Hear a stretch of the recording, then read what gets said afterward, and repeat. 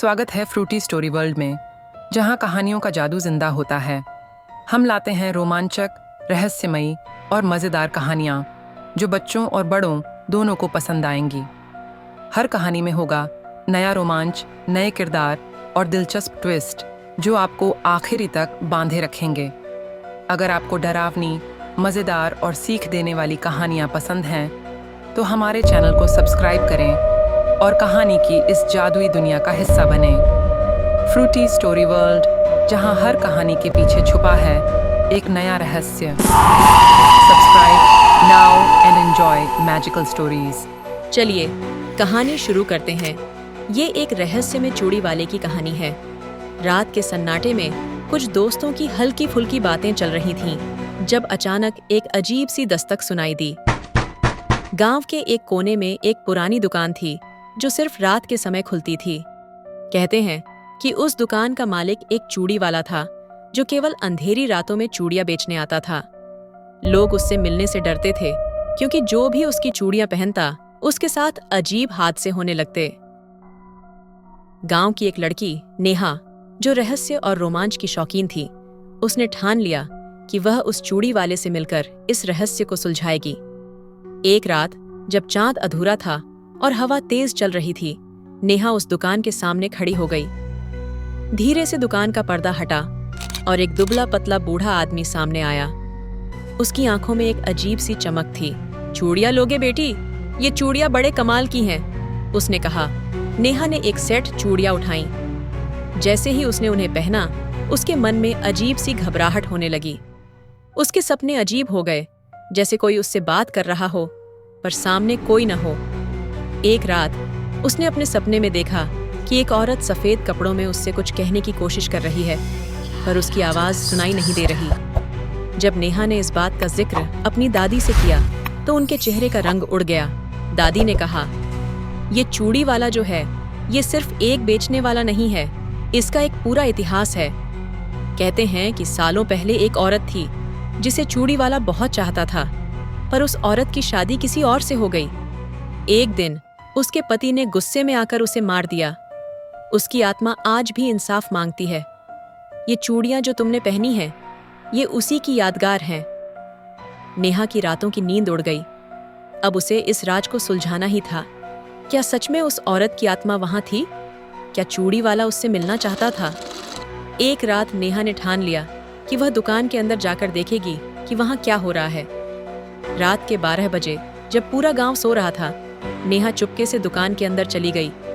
अंदर एक पुरानी अलमारी थी जिसमें बहुत सारी चूड़ियां थीं।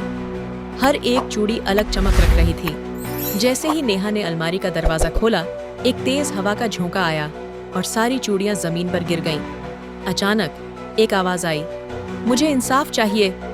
नेहा ने घबराकर इधर उधर देखा, पर कोई नहीं था। नेहा ने देखा कि एक पुरानी तस्वीर अलमारी के अंदर लगी थी। उस तस्वीर में एक सुंदर औरत थी जो एक आदमी के साथ खड़ी थी। पर एक अजीब बात थी, आदमी का चेहरा काला पड़ चुका था।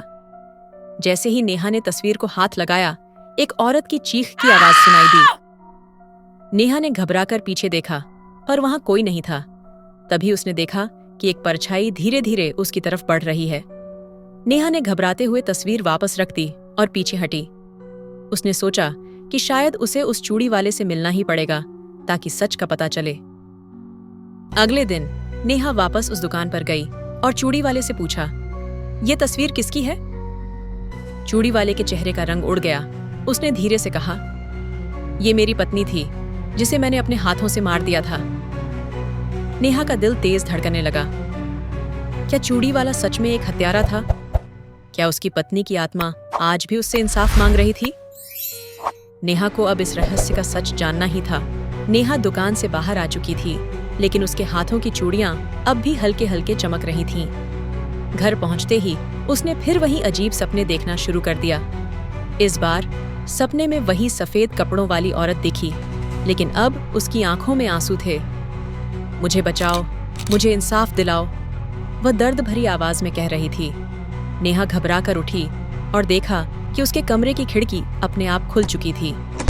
हवा में अजीब सी सरसराहट थी, जैसे कोई उसके आसपास मौजूद हो। अगले दिन नेहा ने गांव के कुछ बुजुर्गों से इस बारे में पूछा।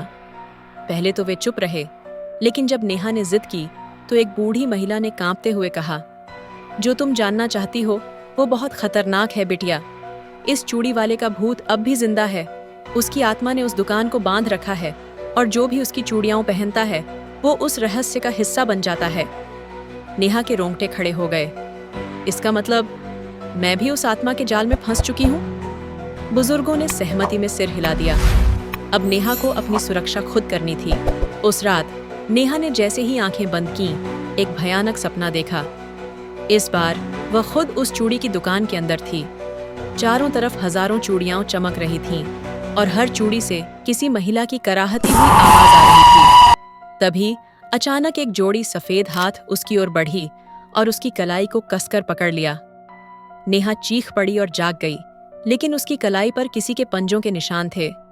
वह समझ गई कि अब यह सिर्फ एक सपना नहीं था, बल्कि एक सच्चाई थी जो धीरे धीरे उसके करीब आ रही थी। नेहा ने ठान लिया कि उसे उस दुकान में दोबारा जाना ही होगा और इस रहस्य से पर्दा उठाना होगा। आधी रात को जब पूरा गांव सो रहा था, वह अकेले चूड़ी की दुकान के अंदर गई। अंदर घुसते ही दरवाजा खुद ब खुद बंद हो गया। हवा में एक ठंडी सनसनाहट थी। नेहा ने चारों ओर देखा। हर चूड़ी अलमारी से बाहर निकलकर हवा में तैरने लगी थी, जैसे कोई उन्हें नियंत्रित कर रहा हो। तभी सामने वही बूढ़ा चूड़ी वाला प्रकट हुआ, लेकिन इस बार उसकी आंखों में एक खतरनाक चमक थी। उसने कहा, तुम सच जानना चाहती हो ना? तो सुनो, मेरी पत्नी ने मुझे धोखा दिया था, इसलिए मैंने उसे हमेशा के लिए चूड़ियों में कैद कर दिया। अब कोई भी जो मेरी चूड़ियां पहनता है, उसकी आत्मा इस दुकान में फंस जाती है। नेहा को समझ आ गया कि वह आत्मा मदद मांग रही थी, लेकिन अब समय बहुत कम था। नेहा ने हिम्मत जुटाई और दुकान की अलमारी से जलती हुई लाल चूड़ियों का एक सेट उठाया। जैसे ही उसने उन्हें जमीन पर पटका, दुकान के अंदर तेज रोशनी फैल गई। एक दिल दहला देने वाली चीख गूंजी और बूढ़ा चूड़ी वाला तड़प उठा। उसकी आंखों से आंसू बहने लगे और उसके हाथ हवा में लहराने लगे, जैसे कोई अदृश्य शक्ति उसे खींच रही हो। अचानक दुकान में कैद आत्माएं मुक्त हो गईं और सफेद कपड़ों वाली औरत नेहा के सामने खड़ी हो गई। उसकी आंखों में अब शांति थी। उसने मुस्कुराते हुए कहा, शुक्रिया नेहा, तुमने मुझे और बाकी आत्माओं को मुक्त कर दिया। और फिर वह हवा में विलीन हो गई। सुबह जब गांव वालों को इस घटना के बारे में पता चला, तो वे नेहा को देखने आए। चूड़ी की दुकान पूरी तरह जल चुकी थी और वहां सिर्फ राख बची थी।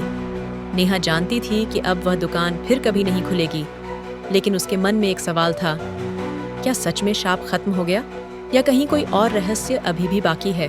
तो दोस्तों, ये थी हमारी आज की रोमांचक कहानी, रहस्य में चूड़ी वाला। क्या नेहा इस रहस्य को सुलझा पाई या फिर चूड़ी वाले की सच्चाई कुछ और ही थी?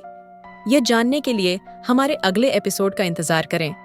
अगर आपको यह कहानी पसंद आई हो तो वीडियो को लाइक करें, शेयर करें और हमारे चैनल फ्रूटी स्टोरी वर्ल्ड को सब्सक्राइब करना ना भूलें।